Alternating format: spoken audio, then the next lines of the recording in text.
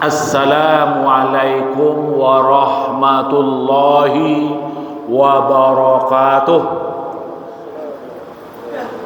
A'udzu billahi minasy syaithanir rajim. Bismillahirrahmanirrahim.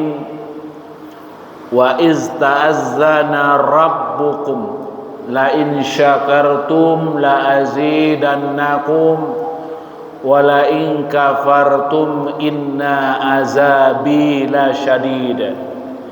Inna a'tainakal kautsar fasalli li rabbika wanhar inna syani'aka huwal abtar. Surat Ibrahim ayat 7 dan surat Al-Kautsar ayat 1 sampai ayat 3. Kaum muslimin dan muslimat jemaah zuhur Masjid Taqwa yang dimuliakan Allah. Judul ceramah kita pada siang ini, mensyukuri nikmat Allah melalui salat Idul Adha dan penyembelihan korban. Insyaallah, jika Allah mengizinkan, kita akan melaksanakan sholat Idul Adha pada hari Rabu tanggal 28 Juni tahun 2023 berdasarkan hisab yang sudah kita terima melalui surat edaran PP Muhammadiyah.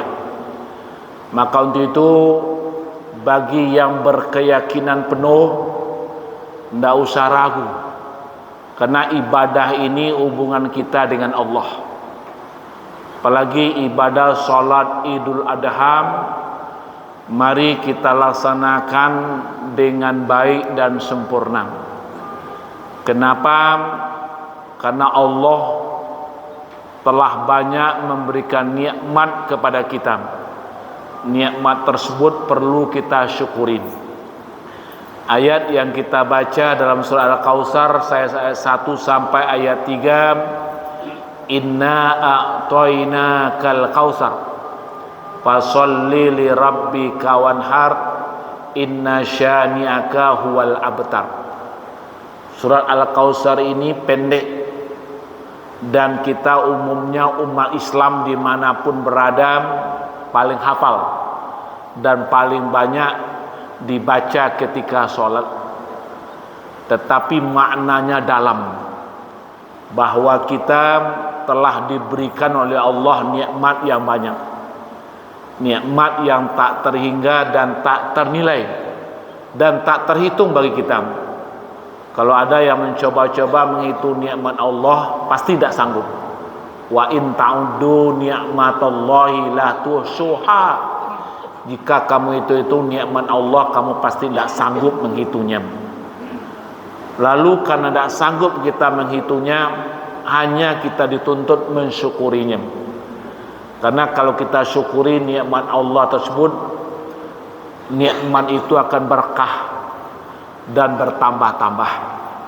Itulah ayat Allah ungkapkan dalam surah Ibrahim ayat 7. Wa iz ta'azzana rabbukum la in syakartum la azidannakum wa la in kafartum inna azabi lasyadid. Ingatlah ketika Tuhanmu mempermaklumkan, mengumumkan kepadamu bahwa jika kamu syukuri nikmatku, kata Allah, aku tambah-tambah nikmat tersebut. Tapi jika kamu kufur, kafir, awas, azabku bersangatan. Ingat, sudah banyak sejarah yang kita baca, orang yang tidak mensyukuri nikmat Allah, azabnya datang diberikan Allah. Di dunia saja sudah merasakan, apalagi di akhirat. Kita tahu bagaimana Qarun di masa Nabi Musa tidak mensyukuri nikmat Allah, akhirnya di dunia ditelan bumi hidup-hidup bersama keluarga dan semua kekayaannya dimanapun saja berada. Maka itu bagi kita yang mendapat siksaan azab itu, mari introspeksi, Pak. Bisa saja kita tidak syukur nikmat selama ini. Manusia kadang-kala baru syukur nikmat kalau sudah terjepit tahu nikmat mata kalau sudah buta, tahu nikmat kaki kalau sudah lumpuh, stroke, baru sadar, baru dia ke masjid, baru dia menangis menyesal. Tapi ketika kakinya pandai berjalan, nikmat lengkap, banyak yang kufur nikmat, tidak teringat Allah, tidak mau beribadah. Kita jangan mau seperti itu. Baik waktu suka, waktu duka, kita tetap syukur nikmat kepada Allah. Kaum muslimin mensyukuri nikmat Allah bermacam cara, Pak. Di antaranya dalam surah Al-Kautsar, fasalli li rabbika wanhar, maka salatlah engkau terhadap Tuhanmu dan berkurbanlah engkau. Ayat yang dimaksud dalam ayat ini adalah salat Idul Adha. Ini yang akan kita laksanakan. Mari kita pada hari Rabu itu berbondong-bondong, Pak, ke lapangan. Kalau memang ada fasilitas yang disediakan, kalau tidak ada fasilitas karena kondisi darurat, silakan ke masjid. Kita sambil bertakbir, bertahlil, bertahmid, mengagungkan asma Allah. Kita lakukan segera datang, Pak. Jangan ditunda-tunda. Kadang-kadang banyak juga jemaah sengaja terlambat datang, cepat pulang. Sudah mulai orang sholat baru dia datang. Itu jangan lakukan seperti itu. Kita laksanakanlah dengan baik sholat Idul Adha. Kita mulai dari rakaat pertama sampai rakaat terakhir. Setelah itu jangan buru pulang, Pak. Kita ikuti khatib berkhutbah, dengarkan tausiah yang disampaikan khatib. Banyak juga jemaah baru saja khatib naik mimbar dia lari pulang. Tak apa yang dikejarnya pulang. Kalau mode itu, Pak, tidak usah pergi sholat, tidur saja di rumah.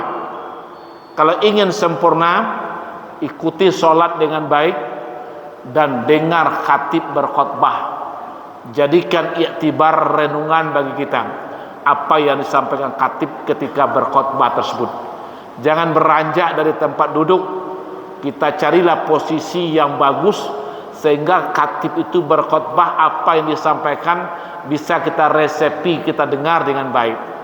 Jangan nanti kita kalau di masjid sengaja duduk di luar, kalau di lapangan paling ujung tidak terdengar apa-apa. Itu berarti i'tikad salah, tidak benar untuk melaksanakan sholat Idul Adha. Kaum muslimin dan muslimat, setelah itu kita bisa saling wal'afina anin nas, saling bermaafan kita di antara manusia. Ajang kita bermaafan ketika sholat Idul Adha itu bagus sekali. Menjalin silaturahim, fal yasil rahimahu, hubungkanlah silaturahim. Jangan ada yang dendam, yang bersakitan hati. Setelah itu baru penyembelihan kurban. Wanhar, berkorbanlah. Bagi bapak yang belum mendaftar, masih ada peluang, ikutlah berkorban, Pak. Dengan kita berkorban itu, insya Allah nikmat akan bertambah-tambah. Tidak ada orang miskin gara-gara berkorban. Bahkan rezekinya diberkahi oleh Allah Subhanahu wa ta'ala. Silakan kita berkorban yang terbaik. Jangan pilih. Ada orang berkorban, Pak, sengaja mencari yang termurah, dibanding-bandingkan antara satu masjid dengan masjid yang paling murah. Kalau dapat yang paling bagus, penyembelihan korban itu bisa dinikmati oleh saudara-saudara kita yang butuh ketika pembagian korban tersebut.